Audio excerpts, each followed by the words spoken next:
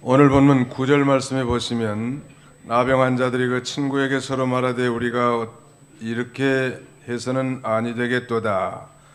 오늘은 아름다운 소식이 있는 날이거늘 우리가 침묵하고 있도다 그랬는데, 여기 오늘은 아름다운 소식이 있는 날이거든, 이 말씀에 의지해서 아름다운 소식 있는 날, A Day of the Good News, 이런 제목으로 하나님 말씀을 증거하고 은혜 받고자 합니다. 최근에 이 트럼프 대통령은 이 뉴욕의 한 기자회견장에서 기자들이 있는 가운데 자기가 김정은 위원장에게 2통의 편지를 받았다고, 그러면서 하는 말이 아름다운 편지였다고,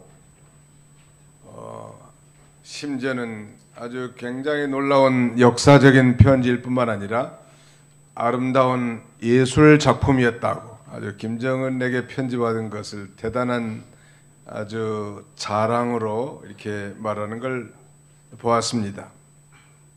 아름다운 소식 있는 날, 오늘 이 결론부터 말씀드린다면 예수 그리스도가 곧 아름다운 소식이고 복음이 바로 아름다운 소식인데, 성경에는 지금이 바로 구원을 얻을 만한 때고 보라 지금이 은혜 받을 만한 때로다 라고 했는데, 예수 그리스도를 통한 이 아름다운 소식이 우리 삶에 적용이 될 때 놀라운 이 구원의 은총뿐만 아니라 풍성한 생명의 삶을 살 줄로 믿습니다. 오늘 본문은 이제 이스라엘의 남북조 시대에 북이스라엘의 제9대 왕 아합의 아들 여호람 통치 시대에 일어난 일인데요, 여호람의 부모는 그러니까 아버지는 아합이고 어머니는 시돈 나라의 공주였던 이세벨이죠. 이세벨의 충동으로 북이스라엘의 아합 왕은 하나님을 멀리 떠나고 우상을 섬기는 일에 앞장섰고 여호와의 진노를 격발시켰던 것입니다. 그 죄악의 결과로 이제 하나님의 징계의 몽둥이가 내려왔는데, 당시에 이 아람 나라의 군대가 저 북쪽 이스라엘을 쳐들어와 가지고 북이스라엘의 수도 서울인 사마리아 성을 완전히 포위해 버렸습니다. 완전히 에워싸 버리는 거예요. 옛날 전쟁 방식이죠. 그래서 이 사마리아 성은 그야말로 극심한 기근, 굶주림으로 많은 사람들이 죽어가고 그런 비참한 상황에 있었던 것입니다. 오랜 시간 동안 이 성을 둘러싸 버렸기 때문에 그야말로 이 성 안에 먹을 것이 다 떨어지고 혹독한 기근과 공핍이 임하게 됐는데, 기근이 얼마나 심했는가, 물가는 폭등하고 품귀 현상이 생기는 소위 극도의 심각한 인플레이션이 생긴 것입니다. 자, 거기 한번 읽어보실까요? 그 앞으로 넘어가시면 열왕기하 6장 24절로 25절 한번 읽으시기 바랍니다. 6장 24절. 이후에 아람 왕 베나닷이 그의 온 군대를 모아 올라와서 사마리아를 에워싸니, 아람 사람이 사마리아를 에워싸므로 성중이 크게 줄여서 나귀 머리 하나에 은 80세겔이요 비둘기 똥 4분의 1 값에 은 5세겔이라 하니. 예, 얼마나 기근이 심했든지 평소에는 율법에 이 부정한 것으로 금지된 나귀 머리 하나에 은 80세겔이라는 거예요. 은 80세겔이면 은 한 돈 3.75g에 11.42g이니까 대략 잡아서 한 1kg의 은이란 말. 그러니까 나귀 머리, 평소에는 먹지도 않는 나귀 머리 하나를 사기 위해서 1kg에 되는 은덩어리를 들고 가야 할 만큼 극심한 인플레이션이 심했던 거고, 비둘기 똥 같은 열매의 콩 4분의 1값에 은을 15돈이나 지불해야 했던 것입니다. 심지어는 기근이 극심해지자 여인들이 자기 자식들을 교대로 삶아 먹는 이 인육을 먹는 참극이 벌어지기까지 한 것입니다. 거기 28절 보십시오. 또 이르되 무슨 일이냐 하니 여인이 대답하되 이 여인이 내게 이르기를 내 아들을 내놓아라. 우리가 오늘 먹고 내일 내일은 내 아들을 먹자 하매 우리가 드디어 내 아들을 삶아 먹었더니 이튿날에 내가 그 여인에게 이르되 내 아들을 내놓으라 우리가 먹으리라 하나 그가 그의 아들을 숨겼나이다 하는지라. 왕이 그 여인의 말을 듣고 자기 옷을 찢으니라. 그가 성위로 지나갈 때 백성이 본즉 그의 속살에 굵은 배를 입었더라. 그야말로 기가 막힌 일이요. 그 성을 시찰하면서 보니까 여인들이 다투고 있단 말이에요. 그 다툼의 원인이 뭔 줄 알아보니까 너무 먹을 것이 없으니까 자식들을 솥에 삶아 먹기로 했는데 자기 아들을 내놨는데 상대방 여인이 자기 아들을 감추고 내놓지 않는다는 것. 왕이 이 소식을 듣고 자기 옷을 찢으면서 지나가는 거 보니까 속에 베옷을 입었다는 거예요. 베옷을 입었다는 건 이 자기를 부정하고 철저히 회개한 그런 태도 아닙니까? 어떻게 이런 일이 일어날 수 있을까? 우리는 90년대 중반 소위 이북 사람들이 말하는 고난의 행군 기간에 북한 주민 약 300만 명이 아사, 즉 기근으로 죽었다고 하고 수많은 사람들이 꽃제비로 활동한 건 뉴스도 아닐 만큼 그렇게 됐고요. 또 인육을 통해서 만두를 만들어 먹었다든지 이런 소문들이 횡행했었던 것이 사실이란. 우리가 잘 아는 남미 베네수엘라는 무상복지의 천국이라고 일컫지만 1년 사이에 환율이 14,000%가 떨어지는 거예요. 물 한 병 사는데 큰 가방에 지폐를 가득 담고 가야 된다고 그러고 한 달 월급 받아가지고 계란 2판을 사기가 힘들 정도라고 합니다. 어떻게 세계에서 석유 매장량이 가장 많은 나라인 이 베네수엘라가 이런 비참한 나라로 전락했을까요?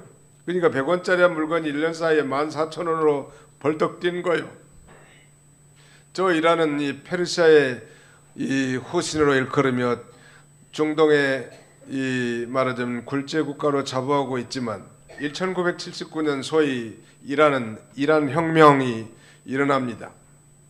그동안에 이란은 약 2500년 동안 왕정체제, 왕이 군림하는 그런 시대였는데 마지막 왕이었던 이 팔레비 시대의 극도의 타락과 부패함도 있었지만 이걸 이용해서 소위 극도의 이단자들인 이슬람 근본주의자들의 혁명이 일어났고 당시만 해도 이 이란 사람들은 유럽 사람들 못지않게 아주 부강한 나라를 꿈꾸고 부를 향수하고 살았습니다.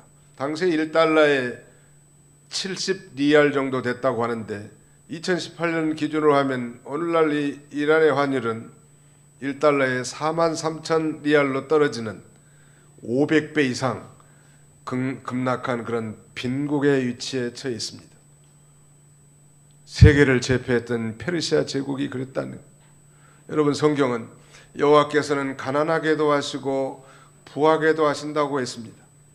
낮추기도 하시고 높이기도 하시는 하나님이신데 우리도 불과 70년 전에 전 세계에서 가장 빈국 중에 하나였던 이 대한민국이 70년 만에 전 세계 10대 무역 강국으로 먹고 싶은 건 원 없이 먹고 너무 많이 먹어서 살 빼느라고 구판 벌리는 그야말로 웃지 못할 일이 생겼고요.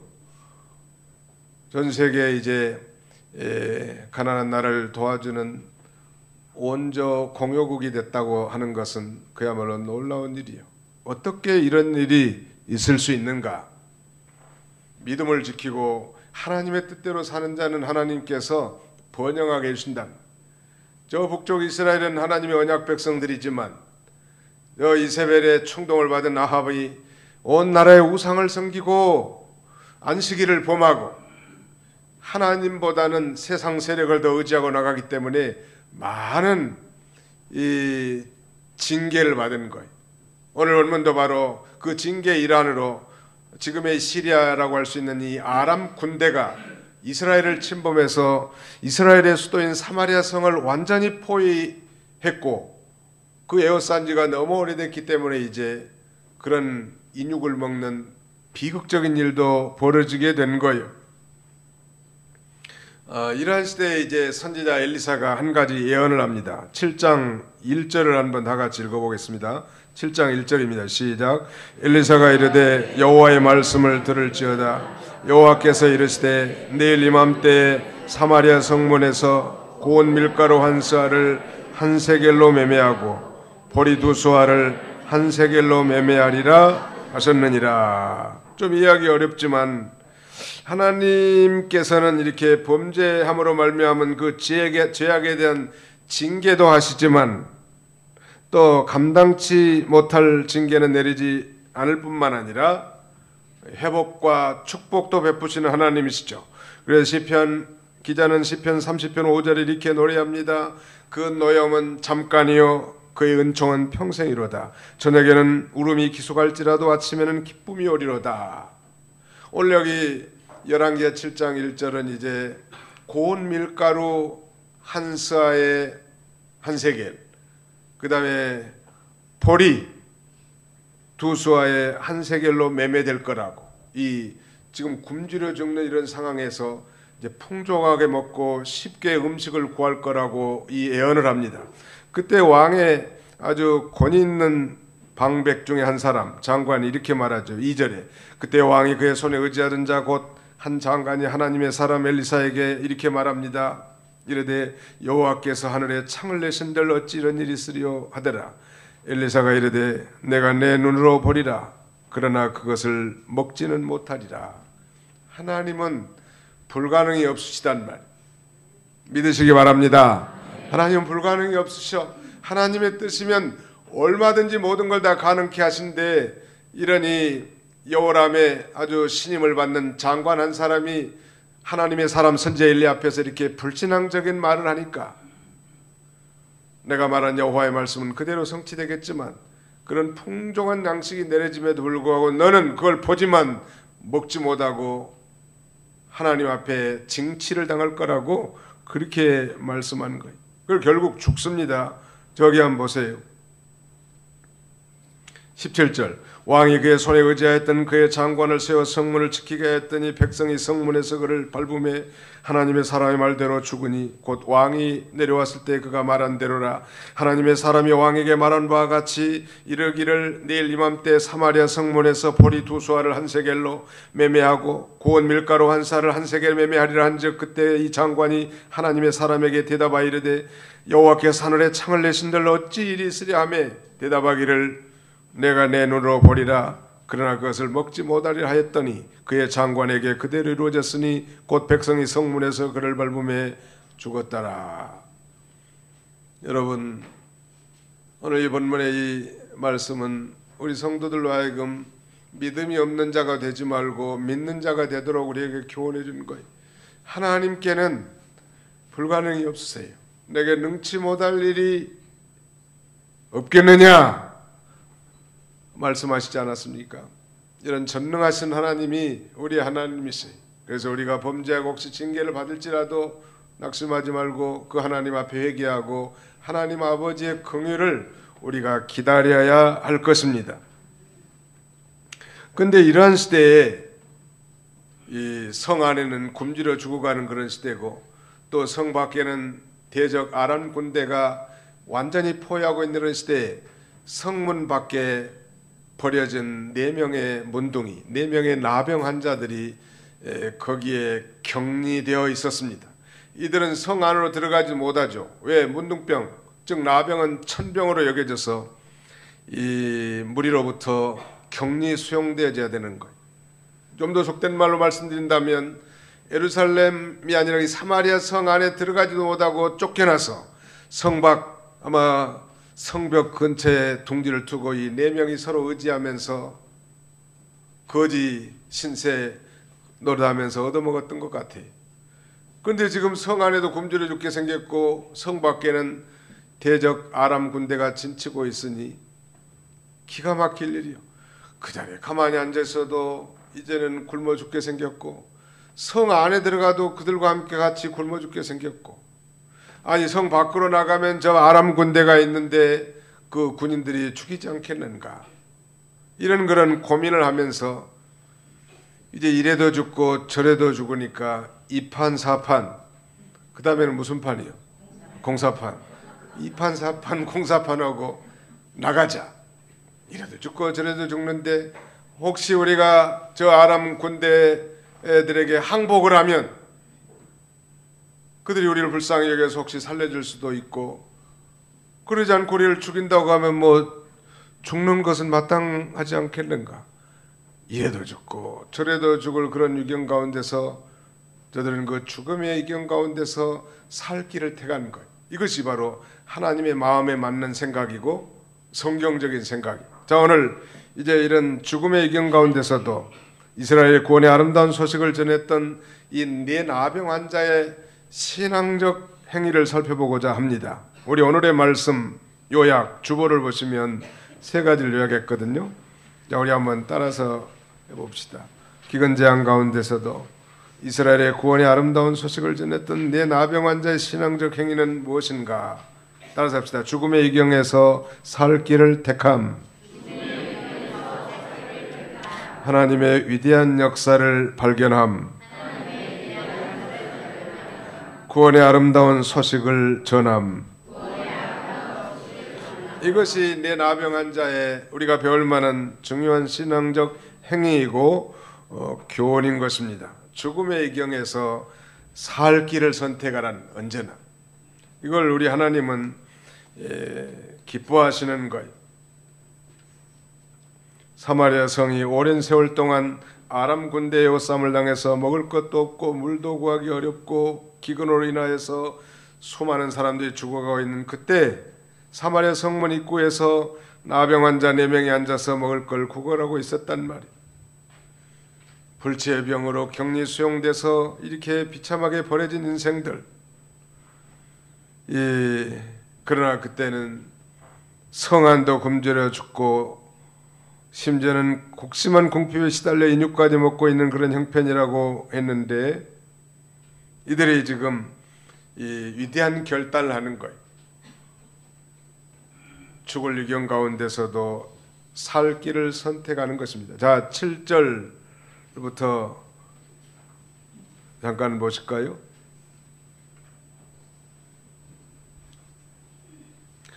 7절이 아니고 3절부터 보겠습니다. 3절. 성문옥에 나병 환자 4사람이 있더니 그 친구에게 서로 말하되 우리가 어찌하여 여기 앉아서 죽기를 기다리랴. 만일 우리가 성읍으로 가자고 말한다면 성읍에는 굶주림이 있으니 우리가 거기서 죽을 것이요, 만일 우리가 여기서 머무르면 역시 우리가 죽을 것이라. 그런즉 우리가 가서 아람 군대에게 항복하자. 그들이 우리를 살려두면 살 것이요 우리를 죽이면 죽을 것이라 하고 아람 진으로 가려 하여 해질 무렵에 일어나 아람 진영 끝에 이르러서 본즉, 이런 결단을 한 거예요. 위대한 결단이죠. 죽으려고 하지 않고 포기하지 않고 사는 길을 선택한 것입니다. 오늘 우리가 이런 죽음의 위경, 절망적인 그런 상황에 빠졌을 때 우리도 사는 길을 선택하란 말. 부부의 갈등이 아주 그 골이 깊숙해서 정말 살 소망이 없고, 사업에 도산을 당하고, 아니 직장에서 정말 원치 않는 실직을 당하고, 자녀의 탈선과 정말 인생의 앞길이 암담하다 할지라도 살 길이 있는 거예요. 우리 옆에서 한번 쳐다보고 반드시 살 길은 있습니다. 시작. 반드시 살 길은 있습니다. 반드시 살 길이 있는 거예요. 우리 그 속담에 그런 말씀이 있죠. 하늘이 무너져도 뭐가 있다? 솟아날 구멍이 있다. 그 예수 믿는 사람들이 깨달은 진리가 아니요, 우리 선조들이 깨달은 진리. 하늘이 무너져도 살아날 구멍이 있단 말. 그러므로 아주 극심한 위경 가운데 있다 할지라도, 정말 앞뒤 좌우 사면 초가의 상태에 있다 할지라도 우리는 거기에 절망에 편승해서 포기하지 말고 소망을 가지고 살 길을 선택하라는 말. 반드시 하나님께서 길을 열어주시는 하나님이시죠. 그걸 하나님이 기뻐하세요.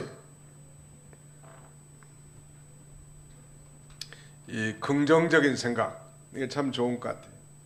특별히 우리 믿음의 사람들은 막연한 낙천주의가 아니라 충분한 근거를 가진 긍정을 지향하는 사람들이 되어야 합니다. 그걸 하나님이 기뻐하세요. 대개 사람들은 부정적이고 절망하기를 잘하죠.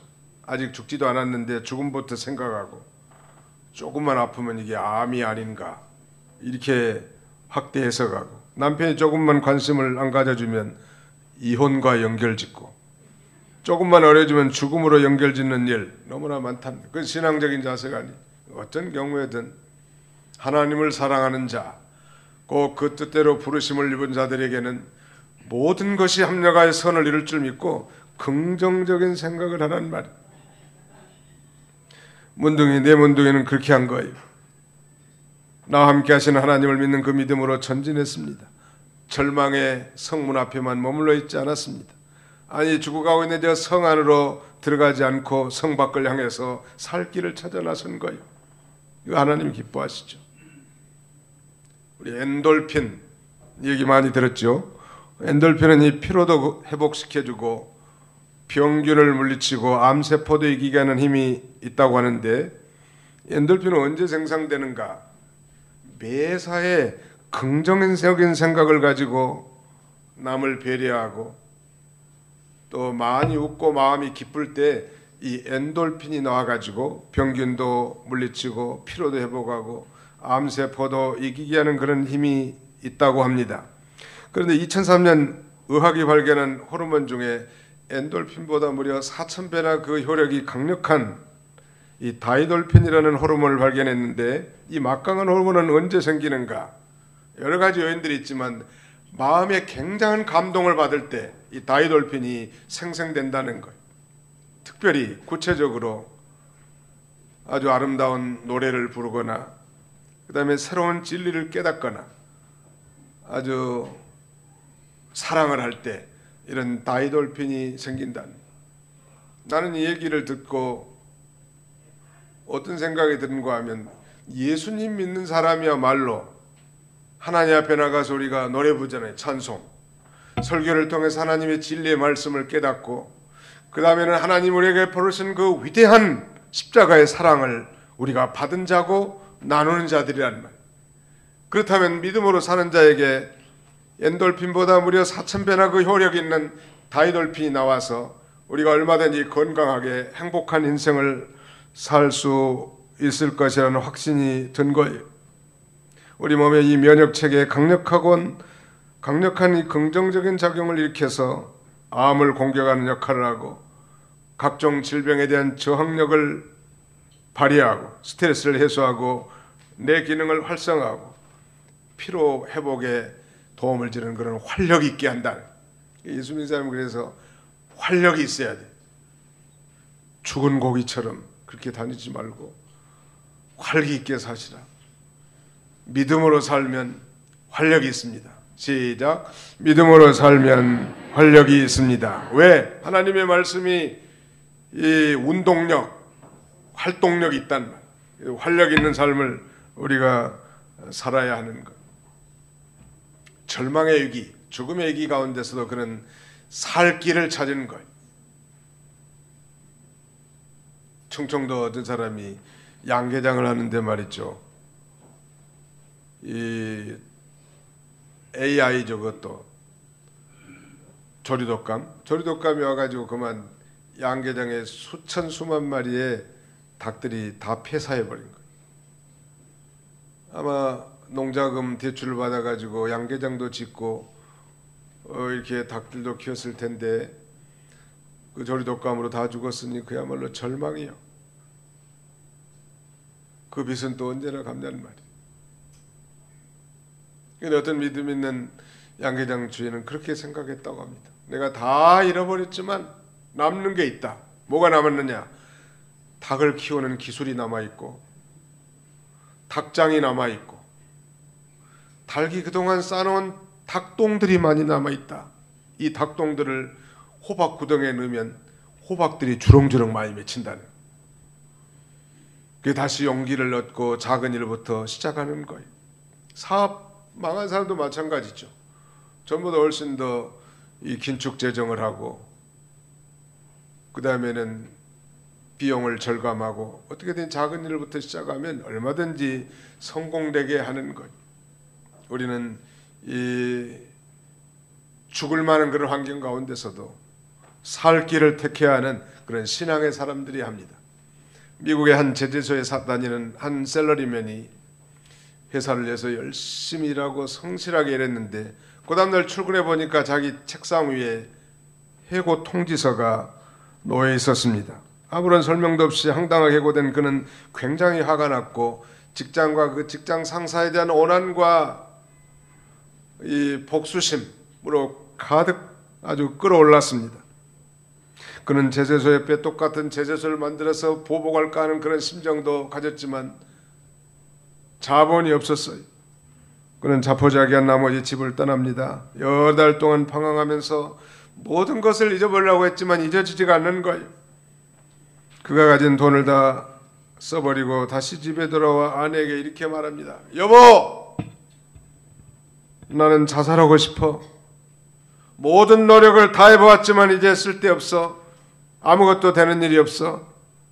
그때 믿음 있는 아내는 남편을 이렇게 조언해 줍니다. 여보, 당신이 한 가지 시도해보지 않은 일이 있어요. 당신은 당신이 처한 이 난감한 이런 환경 가운데 하나님 앞에 진지하게 당신의 고민을 아뢰지 않았잖아요. 같이 기도해야 하면서 권면하는 그 아내의 말에 큰 울림을 받아 하나님 앞에 기도합니다. 맞아, 나는 기도해 본 적이 없지. 그 후 그는 아내와 더불어 기도하기 시작합니다. 하나님 앞에 간절히 며칠 동안 기도하는데 신기하게도 자기 마음속에 있던 직장과 직장 상사에 대한 오난과 미움, 복수심이 다 사라져버리더라는 거예요. 그리고 그 머리에서 새로운 아이디어가 솟기 시작했습니다. 그는 자기 집을 담보로 융자를 얻어서 조그만 건축업을 시작했는데 대성공을 거뒀습니다. 5년 만에 그는 조그만 사업가로서 자기 기업을 갖게 됐죠. 그러던 어느 날 기도하는 가운데 하나님께서 그에게 새로운 꿈과 비전을 심어줬습니다. 하나님 아버지, 제가 건축을 하면서 여러 곳을 다녀봤지만 마땅히 이 편히 쉴만하고 잠잘만한 그런 호텔이 없습니다. 좋은 호텔은 있지만 너무 값이 비싸고 작은 호텔은 너무나 지저분하고 분위기가 좋지 않습니다. 제가 호텔을 짓고 싶습니다. 저는 사람들에게 좋은 서비스를 제공하고 아주 청결하고 깨끗하고 거기에다가 저렴한 가격에 많은 근로자들이 안식할 수 있는 그런 호텔을 지어 제공하고 싶습니다. 하나님이 너무 기뻐서 그에 응답하셨고 호텔을 하나씩 짓기 시작했고 그것이 전 세계적인 체인이 되어 우리나라에도 있더라고 보니까 홀리데이 인이라고 하는 이 홀리데이 인 호텔의 체인 이 말하자면 기업주인 이 캐머런스 윌슨이라고 하는 사람, 이 캐머런스 윌슨 그는 정말 자살하고 싶다고 말하는 것처럼 절망과 죽음의 이경 가운데서도 하나님 앞에 기도함으로 살 길을 선택했고 하나님은 그에게 기도하는 가운데 창조적인 아이디어를 줘서 새로운 삶, 인간의 유익을 위한 삶, 하나님께 영광 돌리는 삶을 사는 것. 저도 미국에 가면 이 종종 이 홀리데이 인 호텔에 투숙하곤 하는데 값이 그렇게 비싸지 않아요. 베스트 웨스턴과 거의 비슷한 정도긴 합니다만 값이 저렴하고요. 그 다음에는 반드시 거기에 서랍에 열어보면 킹 제임스 버전의 성경이 비치되어 있습니다.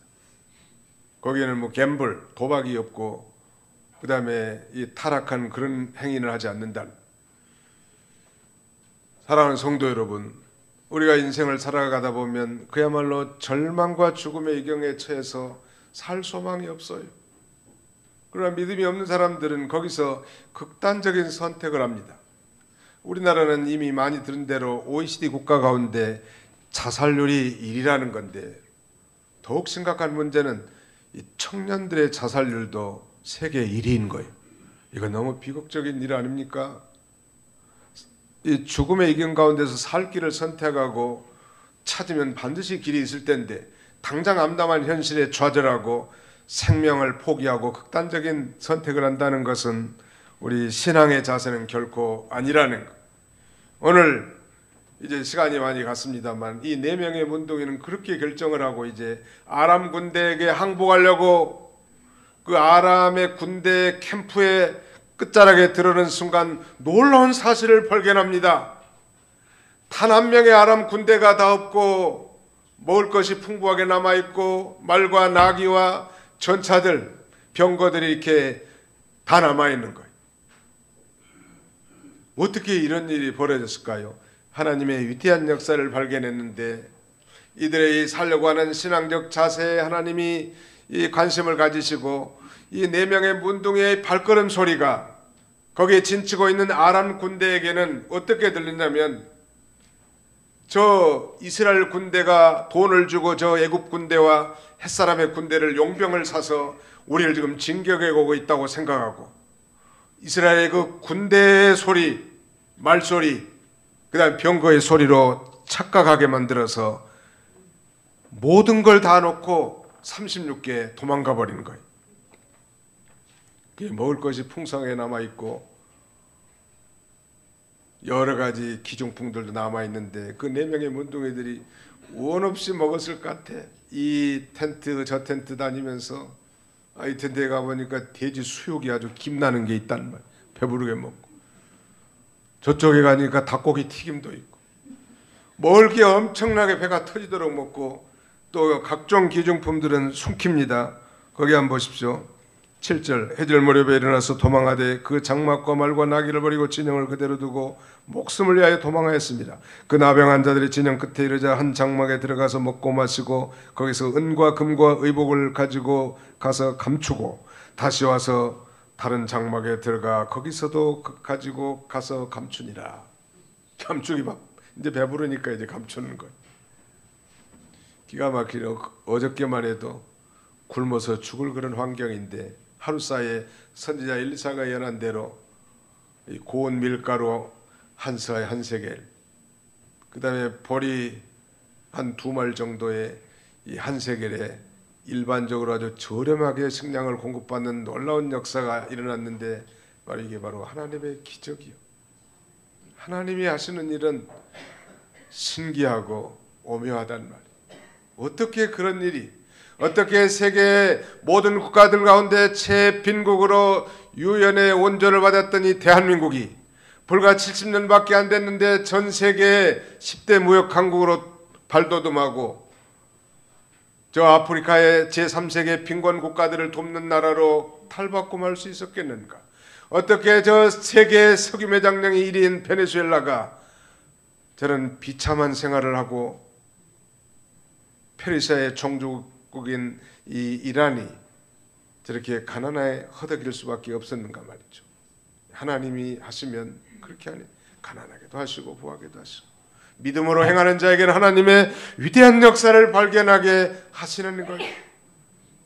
그런데 놀라운 일은 이거예요. 하나님의 감동이 저 나병 환자들에게 임합니다. 9절 10절 같이 마지막 읽겠습니다.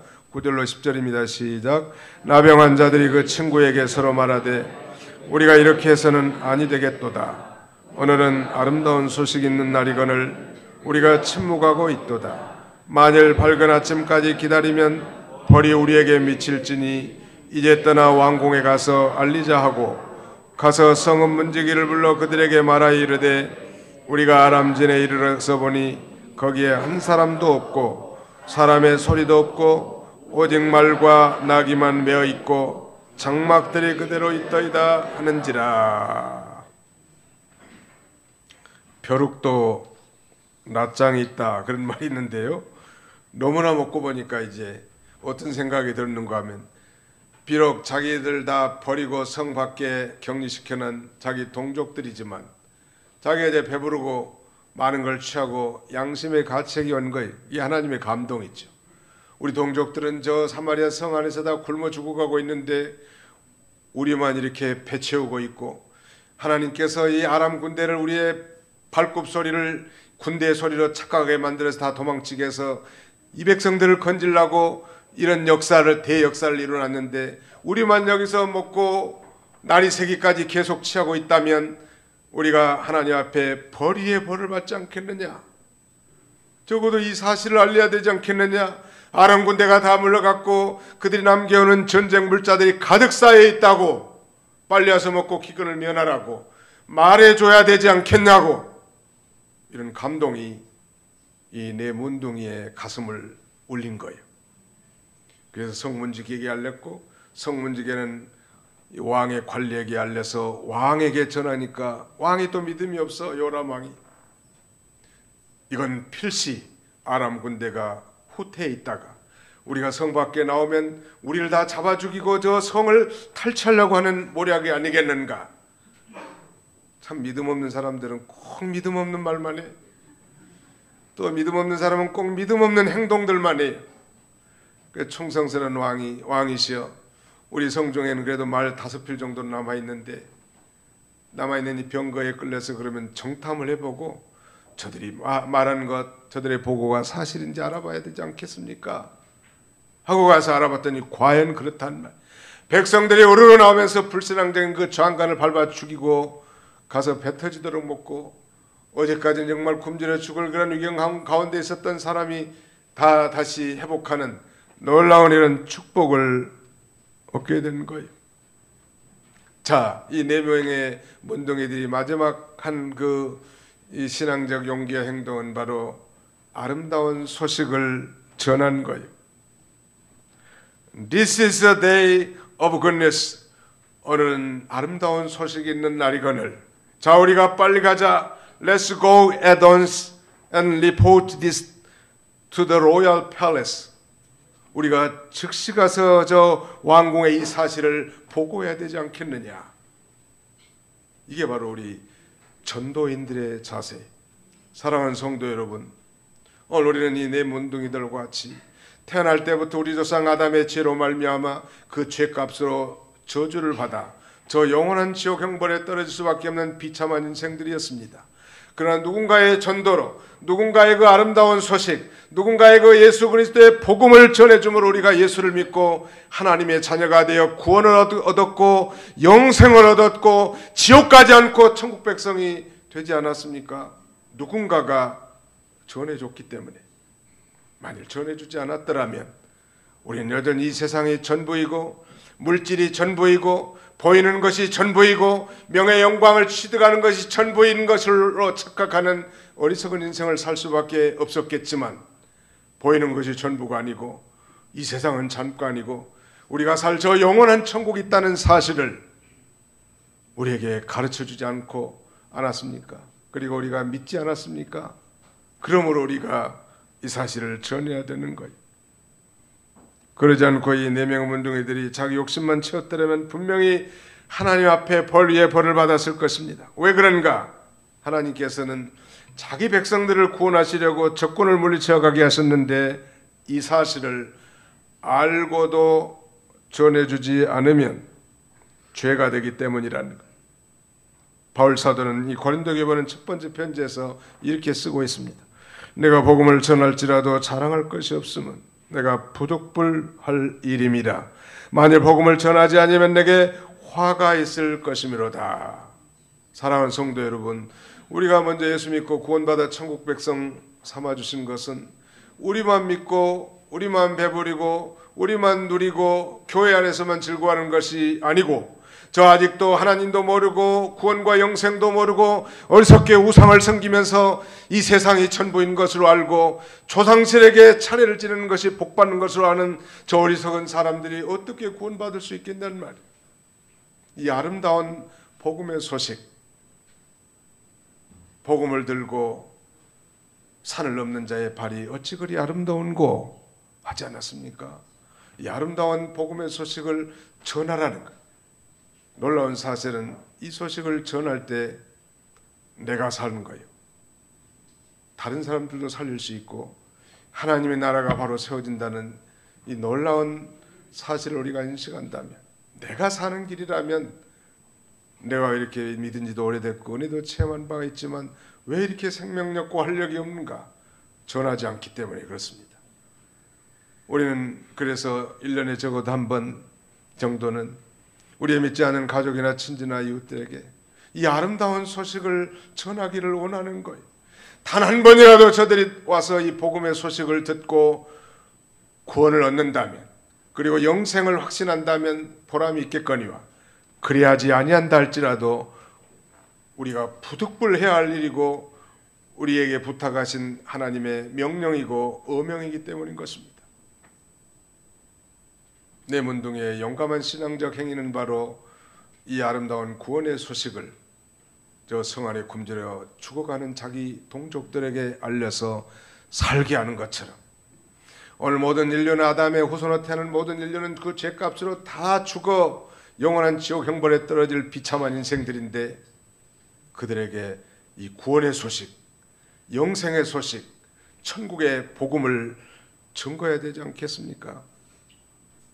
만일 전하지 않는다면 그것이 벌이 되는 이유는 하나님께서 우리에게 이것을 전하도록 맡기신 대사명이기 때문에 그렇습니다. 근본 계기에 남의 일로 생각하고 아무런 무감동, 무기력한 그런 상태가 아니라 동일한 사모함과 감동을 가지고 담대하게 얘기하십시오. 이 세상에는 두 부류의 사람밖에 없어요. 하나는 구원받은 사람이고 다른 하나는 구원받지 못한 사람. 하나는 지옥 갈 사람이고 하나는 천국 갈 사람. 하나는 영생 얻은 자고 하나는 영원한 형벌에 떨어질 존재들이. 아무리 잘생겼고 아무리 뛰어난 실력 있고 권력 있고 명예가 있는 사람, 아니 부를 축적한 사람이라도 미안하지만 예수를 믿지 않는 사람은 지옥에 들어간다는 말이에요. 예수를 믿어야 천국에 들어간다는 이 간단하면서도 엄중한 이 복음의 아름다운 소식, 이것은 우리에게 맡겨진 것입니다. 전하라고. 그런 말을 종종 옛날 어르신들이 하는 걸 들었습니다. 입 뒀다 어디다 쓰냐고. 입이 서울이란 말도 있어요. 서울에 뭐 김서방 집 주소 몰라도 입을 왜 뒀냔 말이에요. 물어보고 말하라고. 교회 와서도 좀 인사도 하고 사랑의 교제도 좀 하는 말이에요. 오늘 아름다운 소식, 이런 소식이 우리 삶 가운데 풍성하게 넘쳐서 우리 자신도 우리 가정도 우리 교회도 아름답게 살 뿐만 아니라 저 불행하게 살고 비참한 진노 가운데 있는 많은 인생들에게도 생명의 복음을 증거해서 아름다운 인생을 살 수 있도록 전파하는 저와 여러분들이 다 되시기를 주님의 이름으로 축원합니다. 거룩하신 우리 아버지 하나님 감사합니다. 좋은 일기를 허락하시고 원근 각지에 흩어져 있는 사랑하는 성도들을 불러 모으시고 오전 1부 예배와 더불어 또 이 2부 예배 이렇게 불러 모아서 우리 하나님 앞에 예배드릴 수 있도록 은혜 주심을 진심으로 감사하고 감사를 드립니다. 오늘은 아름다운 소식이 있는 날이거늘 우리가 침묵하고 있다고 하면 우리 앞에 벌이 있지 않겠느냐고, 이 내 문둥이의 가슴을 두드리는 하나님의 감동으로 말미암아 성 안에 추구하는 많은 사람들이 살아난 것처럼 우리의 무딘 가슴도 성령으로 두들겨 주시고 큰 울림 있게 하셔서 아직도 예수를 알지 못하고 이 세상이 전부이고 물질이 전부이고 보이는 것이 전부인 것으로 살다가 낙심천만한 세상의 많은 사람들에게 이 생명의 복음을 증거하는 복된 계기가 되도록 우리 하나님이 축복하여 주옵소서. 예수님의 이름으로 기도하옵나이다. 아멘.